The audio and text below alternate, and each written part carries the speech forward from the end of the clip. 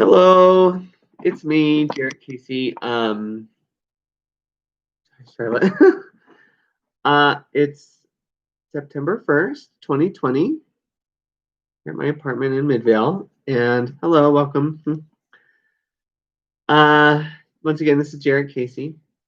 It's September 1st, 2020, 9:44 p.m.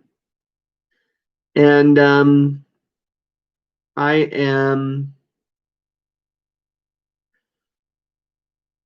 I'm having an interesting day. So yesterday I didn't do one of these. It was Sunday, and I did Sundays with Spirit, and oh no, it was Monday. I'm sorry. um, I went up to my parents after work, and uh, I left my wallet on the train. But luckily, Good Samaritan turned it in, and I got it back today from the very nice UTA officer, transit officer. So thank you, Officer Owens. Um, very grateful because I was so worried. I keep leaving my wallet on the train. I had a brown wallet too. Um, this one I used to keep change in and like little points cards and my Costco membership and that stuff. And then my other one, my little brown one, I used for my debit card and cash. And I did have my Social Security card in there, idiot. And a couple other things. And that one I lost once and got it back. The second time, it wasn't returned. So when I lost this one, I thought, oh my gosh, I just can't focus. I keep leaving my wallet on the train because I'll take it out to do the boarding, and then I just put it between my legs or something, and then I just get up and leave, and I just forget about it. So luckily, I'm just very grateful to have had someone turn it in, and it means a lot to me. Which is so stupid. It's just reminds me of my best friend Casey, uh, and I've had it for 8 years, so cute little pouch. um, anyways, so I picked that up today. I had work. Last night. Sorry. So I had to have my mom pick me up because I couldn't pay for the rest of the train ride. Um, and I tried doing it on my phone, but it didn't. The tap on, tap off didn't work with my phone. So I waited. I just walked around for a couple hours, and then my mom came pick me up. By the time I got home, I was just so tired. So I didn't. I apologize for not sharing yesterday, um, or on here via this medium. But yeah, I'm doing well today. Aaron called me into work. Aaron and I went to high school together. He was my best friend. So Casey, not that he's a wallet. Just that I was just referencing, and Aaron were my two best friends in high school. So Aaron works with me now at California Pete's Kitchen, and so Casey and I worked together at American Eagle, and then Aaron and I went to high school together, and the three of us would sometimes hang out. They actually both came to visit me in Arizona once for New Year's Eve.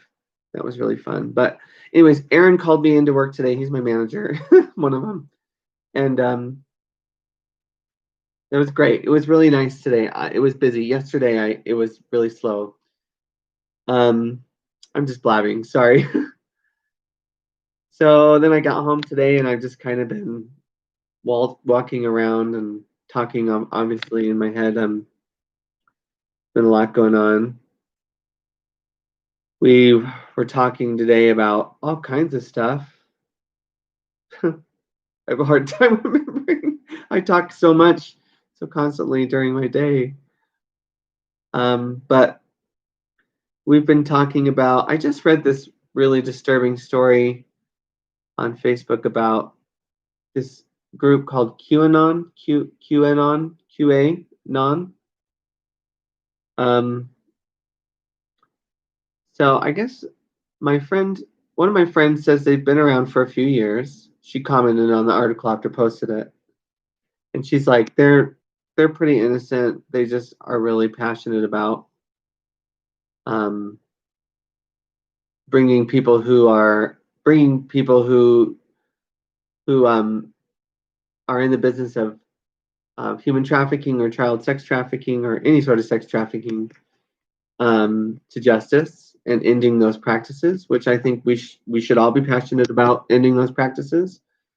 Um, I know a few years ago when this all started, that was like one of the first things I got really upset about was human trafficking and child sex trafficking.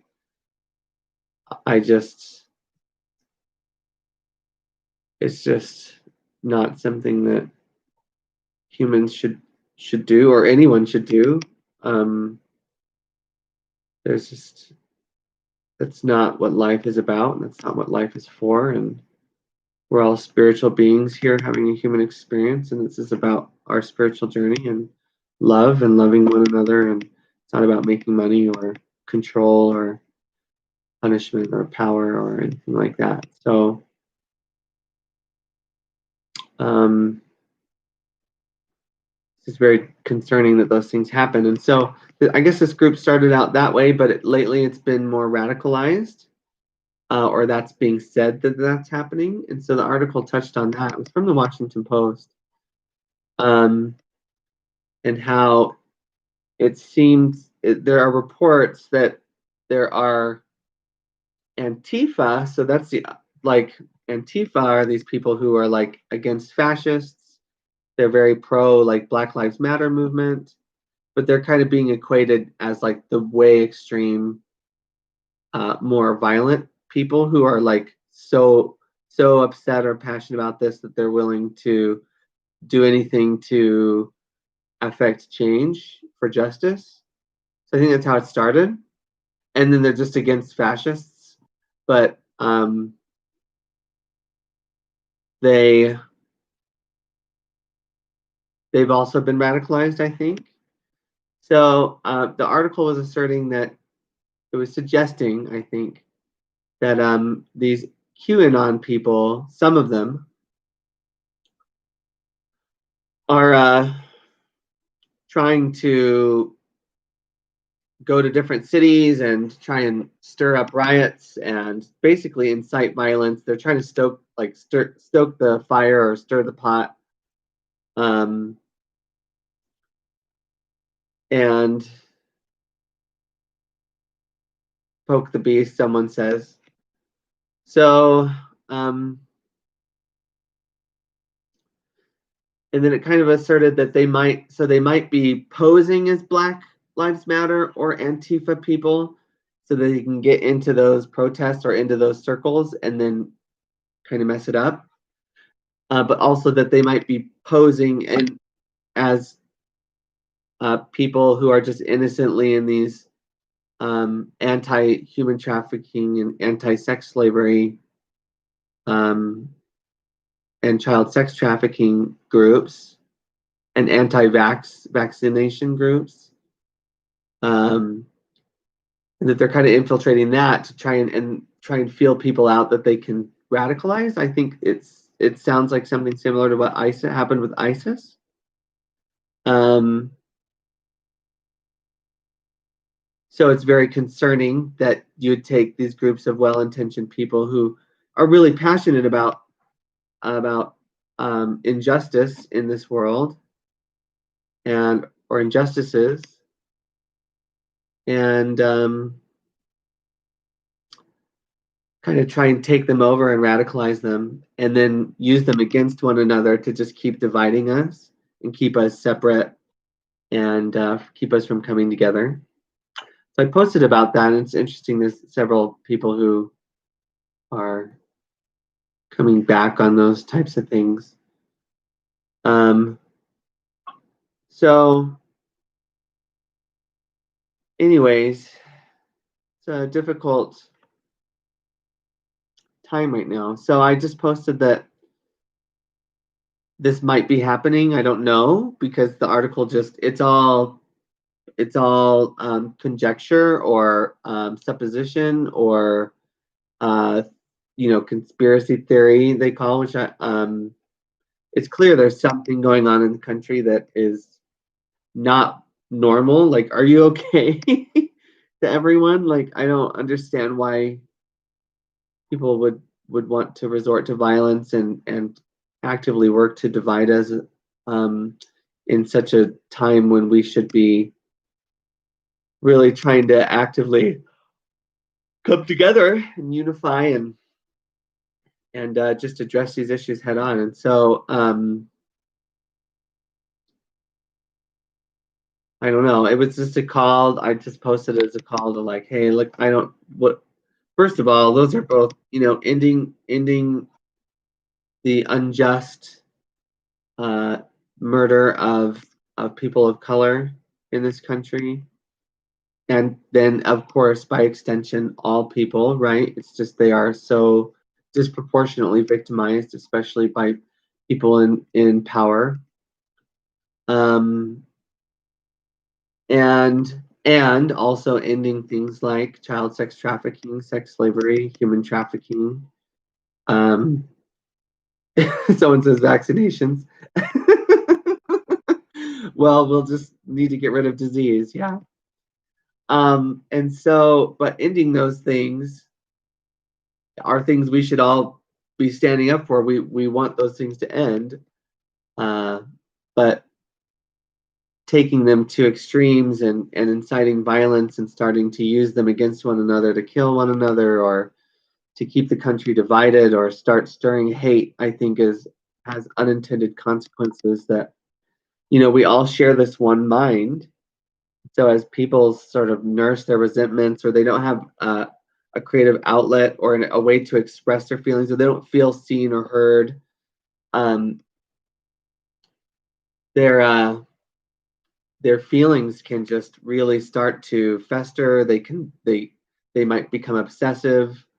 Um, they might learn unhealthy coping strategies, um, or they might act out or lash out. And as it keeps getting worse, it like starts to infect other people, or seem to, and then the two sides start to, like, I don't know. It's just very unhealthy, and I just feel like we just need to come together and dispel all the illusion. Yeah, just clear up all the misconceptions, clear up the misunderstandings, like just talk about every single issue, just knock them out, just cut the shit, cut the politics, and like let everyone know that we really are one country. And I know we feel differently about things, but it's so important that we come together, that we work together, that we stay together, better together. And we're always together. We're always one nation under God, right? Um,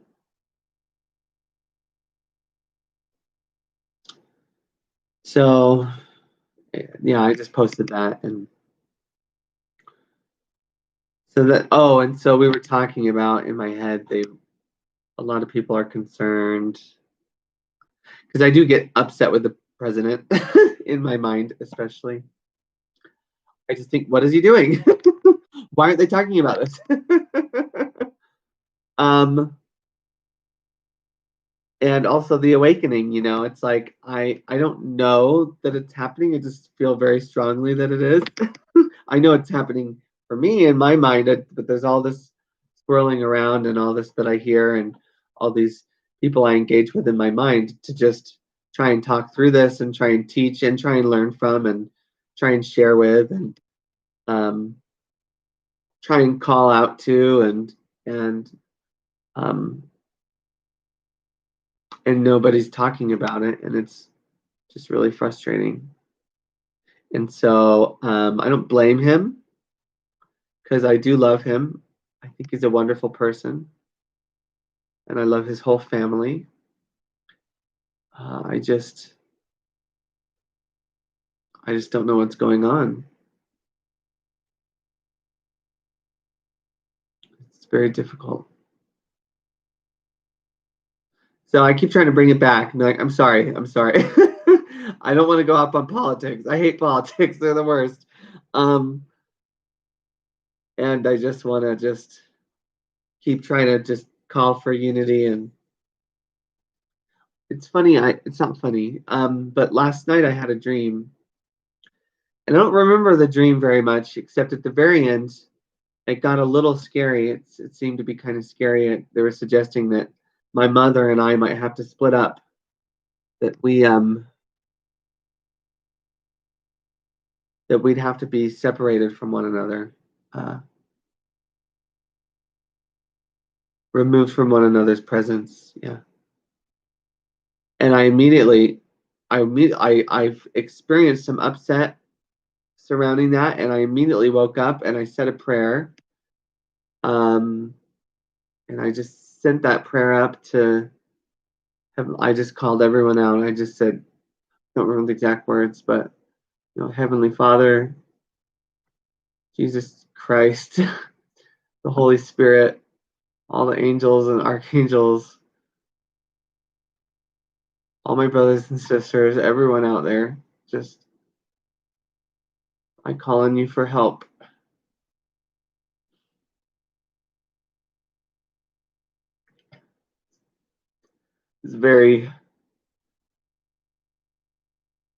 I was very concerned about what was happening in my dream. I'm very grateful that I immediately woke up and said that prayer. And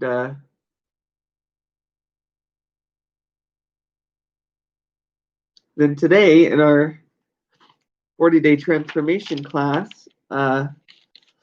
Lisa Natoli talked about how you only have to ask for help once. That God knows. God knows. He hears your call, and He knows that you need help, and that help is on the way. And that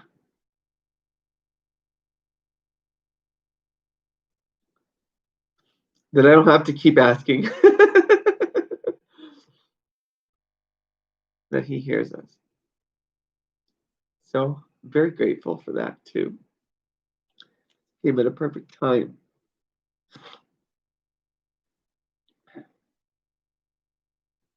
And then she said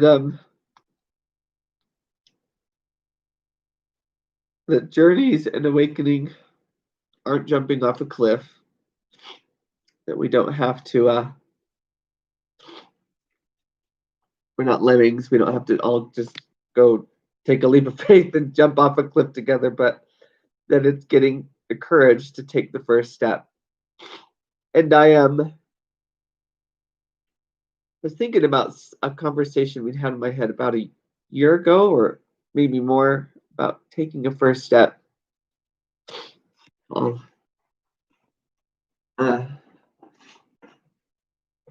So I like people would say like, oh, you take a step, like that's taking a first step, but your center of gravity still hasn't. It's kind of moved, but you went from here to here, so it's moved, but the first step is really completed when you start taking the second step, and then your center of gravity keeps moving. So now I've taken one step, but I've also started taking my second step, right? So now I've taken my second step and I've started my third step. So it's like they just flow one into the other. It's like you never really, it's not like I took step one. Okay, I took step one. Now I'm going to sit here and like, okay, I took step two. And even then, you're still taking 2 steps. You just keep that center of gravity going. It just keeps pulling you towards your destination, and your momentum gets going, and it takes way much less effort, way much less. And oh yeah, I remember that one. So I did when I was it made me think of when I was at Michael's house for rehab. We went to this AA meeting at an Episcopal church, Palm Springs, and I talked about how I was just thinking about how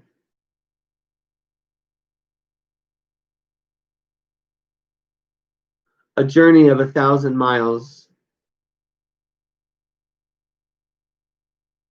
begins with 12 steps, and a journey of 12 steps begins with a single step. And that was a play on not a play, but I thought of this Chinese proverb, a journey of 1,000 miles begins with a single step. But I was in rehab at the time, and I was thinking about the 12-step process and saying a journey of 1,000 miles begins with 12 steps, right? Which is a step. And 12 steps start with a single step.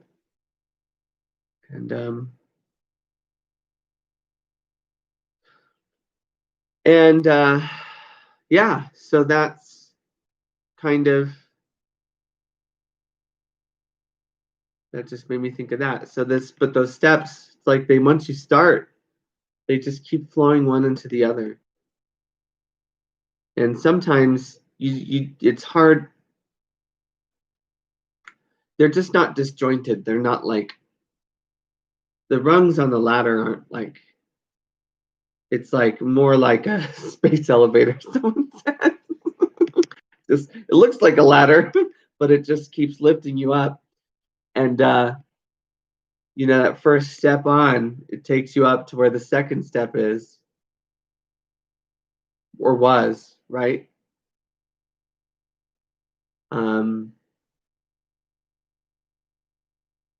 So it's not as hard as you think, I think, to admit you have a problem and that your life has become unmanageable. And that begins a really beautiful journey, and awakening is a time to examine your life, to examine who you are, and find out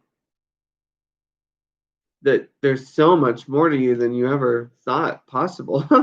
There's all these perfect people that you're connected with who are one with you. There's all these additional awarenesses and abilities you have, and it's all from God. It's all of God. We're all one with God.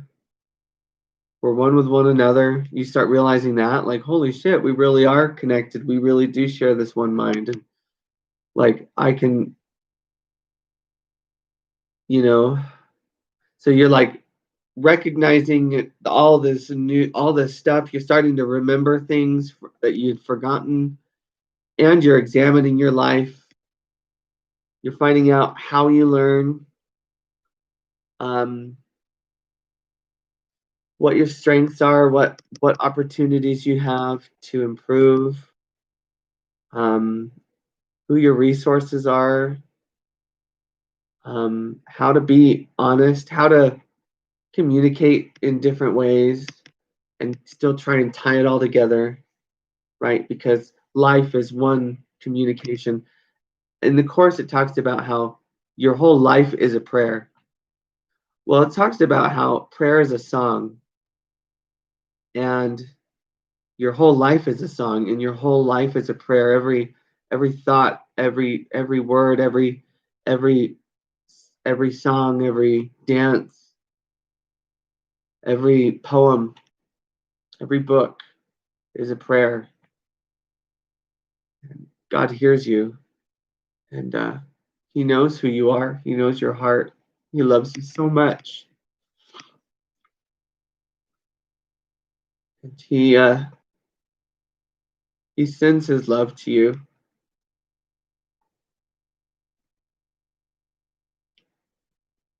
And all the kingdom,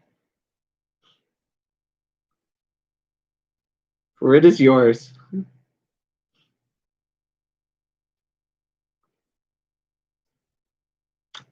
It's just such a beautiful thing to know that that's true, that he loves us that much.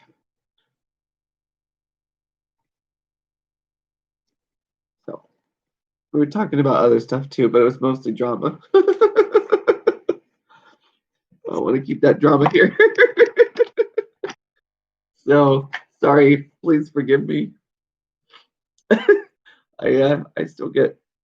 I just get so confused and frustrated. Anyways, today is chapter 2, section 7, cause and effect. You may still complain about fear, but you nevertheless persist in making yourself fearful.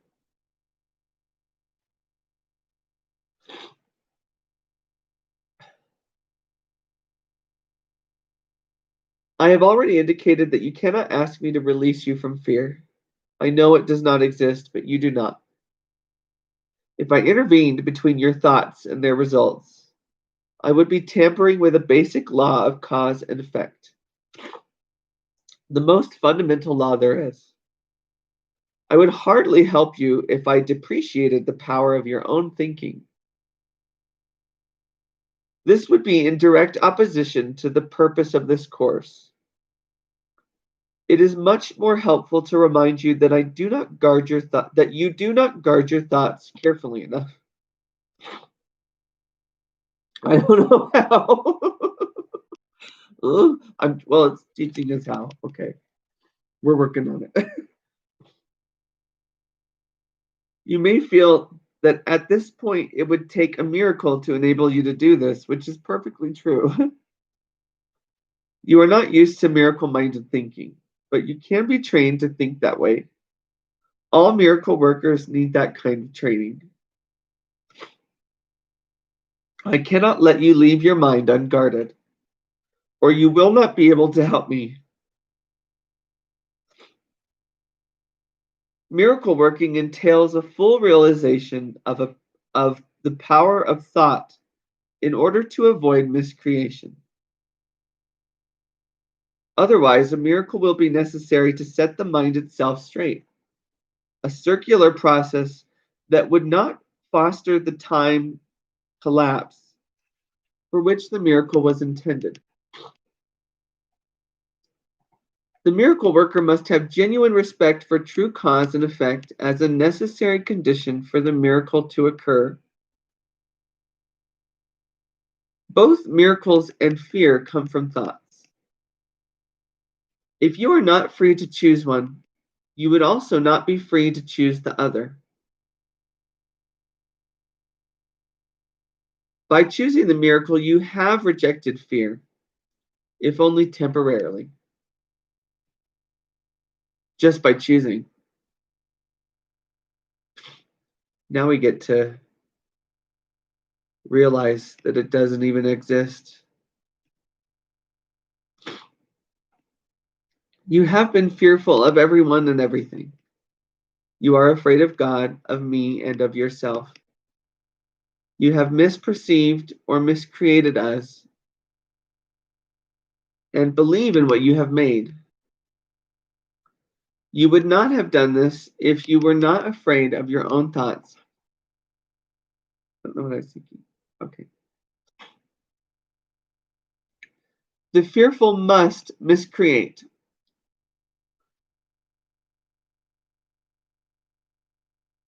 Because they misperceive creation. When you miscreate, you are in pain. The cause and effect principle now becomes a real expediter, though only temporarily.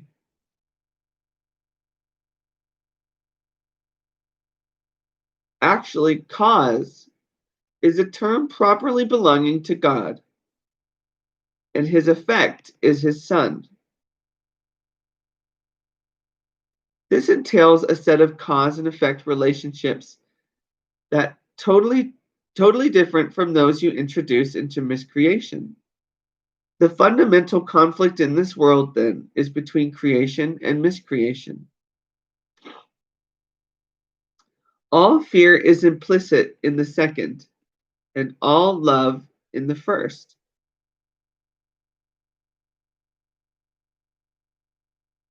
The conflict is therefore one between love and fear. It has already been said that you believe you cannot control fear because you yourself made it. And your belief in it seems to render it out of your control.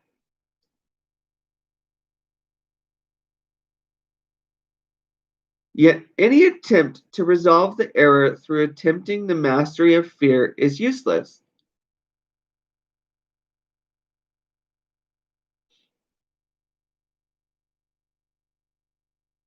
In fact, it asserts the power of fear by the very assumption that it need be mastered.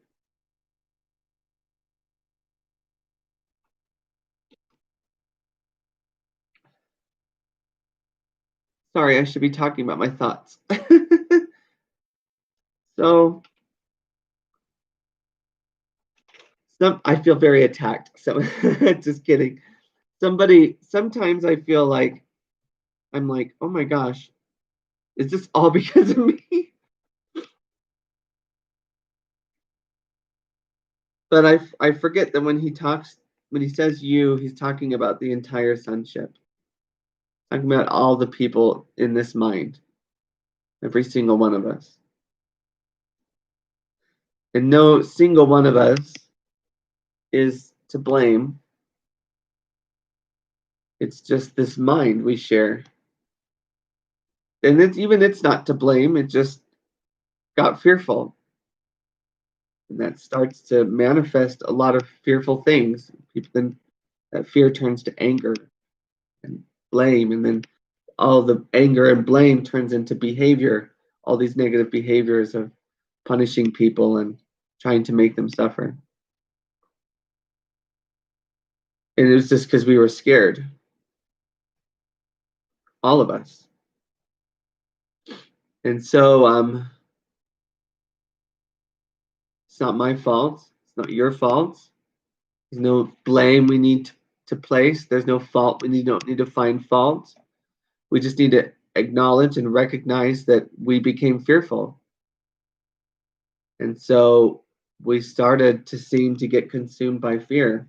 And all of the behaviors and activities that come out to try and hurt people when that happens. But that's not who we are. And we became fearful, but we're not fearful. We're not fear. We're not afraid, although this can be scary. We're love. We're pure love, light, joy, abundance. We're perfect children of God. He's perfect. He's pure love. He created us perfectly. His perfect son, Jesus Christ, showed us the way.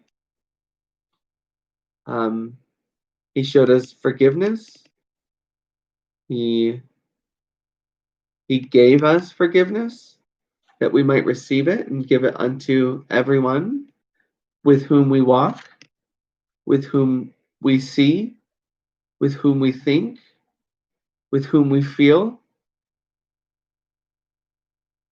with whom we teach, with whom we experience, with whom we find, and with whom we're found. We extend that forgiveness to each and every single one of them. And what a blessing it is to do that. So this isn't an attack on any one of us. It's not an attack on any of you. It's just letting us know how it works.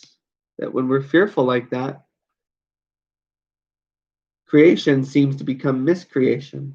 It's something's not right. Something's off. Because the real cause is God, and the real effect is His Son, who is perfect. Right? And that's what each and every single one of us are. Even if you're a girl or a female or a woman, however you want to put it. Or you prefer them, they, theirs pronoun, you're transgender, you're gay, male, female, it doesn't matter. The text says sun. We're in this solar system, so we all live within the light of the sun. And he has his perfect son, Jesus Christ, who showed us the way.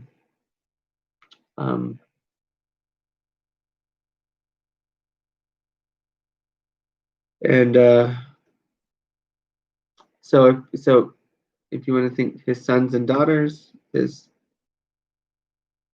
children, you can say that same thing. It's totally okay. Because he's speaking to you. He's speaking to all of us. Whoever you are, however you see yourself, see each other, he's speaking directly to you. You are not fear. And if there's conflict in your world, it's between love and fear. So you need to choose love because that is who you are. You need to teach only love, for that is who you are. That is what you are. You are love.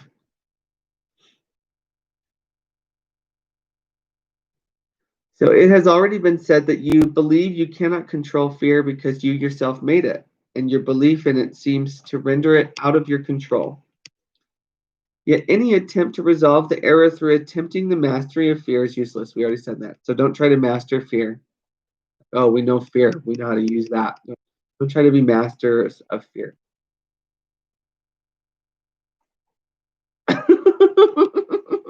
Boo. We hate fear.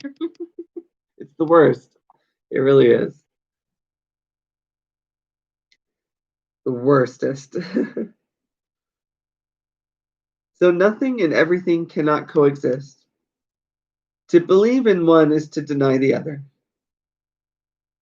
Fear is really nothing, and love is everything. Whenever light enters darkness, the darkness is abolished. What you believe is true for you. In this sense, the separation has occurred. And to deny it is merely to use denial inappropriately. However, to concentrate on error is only a further error.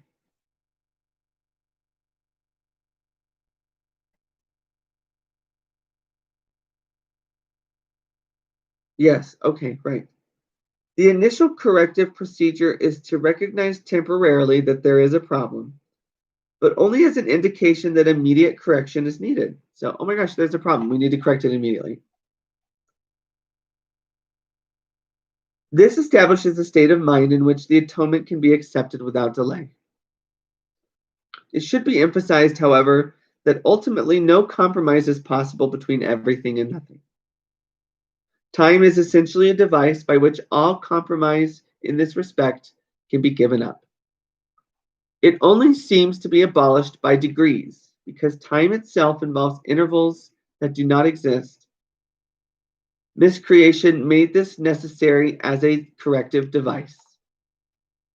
The statement, "For God so loved the world that he gave his only begotten Son, that whosoever believeth in him should not perish, but have everlasting life," needs only one slight correction be meaningful in this context.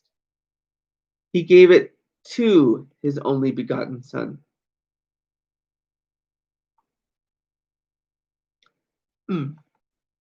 Porque tanto amó Dios al mundo, que dio a su Hijo unigénito, para que todo que cree en él no se pierda, sino que tenga la vida eterna.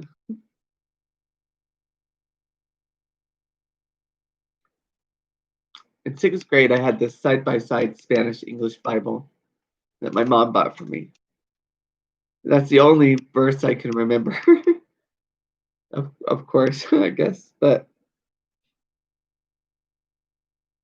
I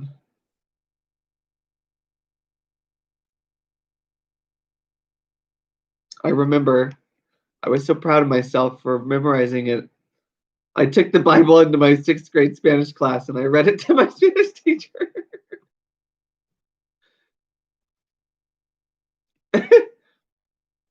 he was like, yeah, that sounds right. That's good. I think he corrected me on one word. But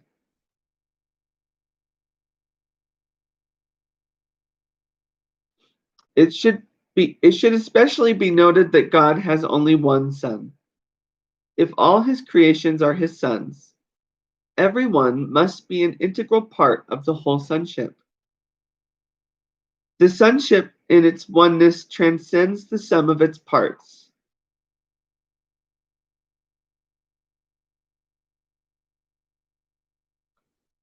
However, this is obscured as long as any of its parts is missing.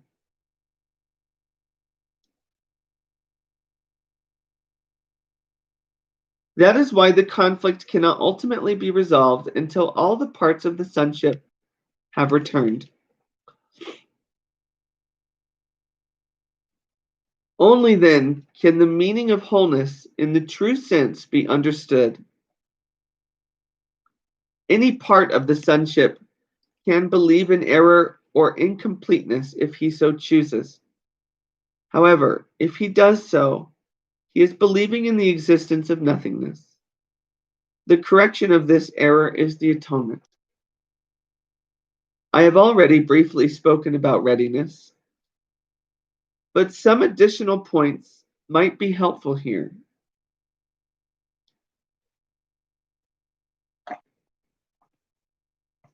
Sorry. Readiness is only the prerequisite for accomplishment. The two should not be confused. As soon as a state of readiness occurs, there is usually some degree of desire to accomplish, but it is by no means necessarily undivided. The state does not imply more than a potential for a change of mind. Confidence cannot develop fully until mastery has been accomplished. We have already attempted to correct the fundamental error that fear can be mastered, and have emphasized that the only real mastery is through love. Readiness is only the beginning of confidence. You may think this implies that an enormous amount of time is necessary between readiness and mastery, but let me remind you that time and space are under my control.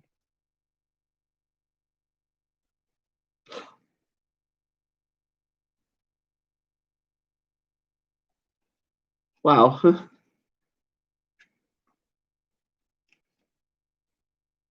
So here Jesus tells us that every single one of his sons are required to be together, for they are all an integral part of the whole sonship. And that he represents the atonement, and he's talked to that before. And that while we may struggle still with fear, by demonstrating a state of readiness, by choosing to acknowledge that fear does not actually exist, and that we are ready. We know that we are pure love, and that we're ready to move our mind into that. That's enough.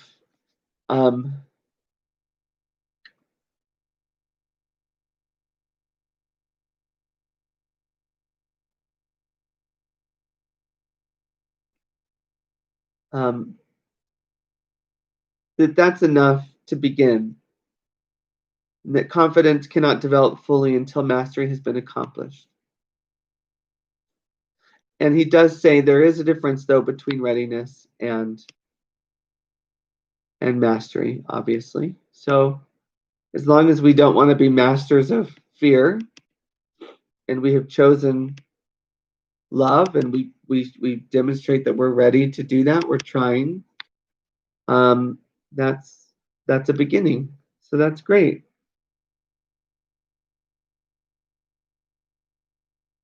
It's only the beginning of confidence, and confidence will develop fully as we develop mastery.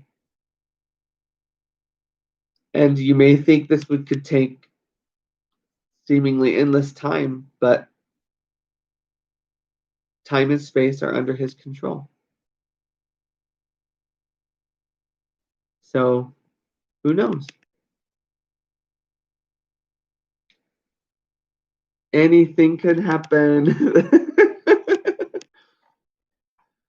That's an Ellie Goulding song, but I'll play it in a minute. So, what a beautiful message. Started out a little scary, and now it's like, wow, that's pretty simple. I mean, what a simple truth from a simple man.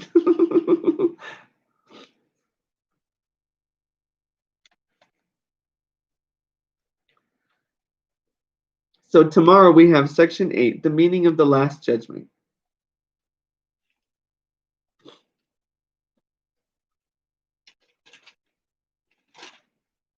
And then after that, we'll begin chapter 3. It's called The Innocent Perception.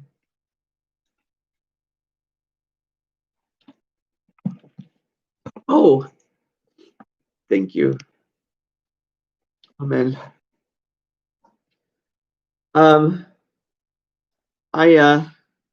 God, well, sorry, I ordered this deck of Oracle cards. It's called the Mediumship Training Deck by John Holland and Lauren Rainbow. It's so beautiful. It has all these different cards that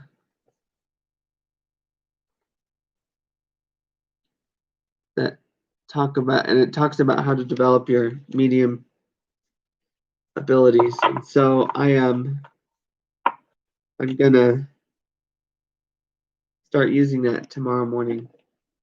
See if I can figure some of this out. get better at that. Anyways, it's 10:30. Thank you. It's been 45 minutes. Sorry to keep you up. I love you and thank you.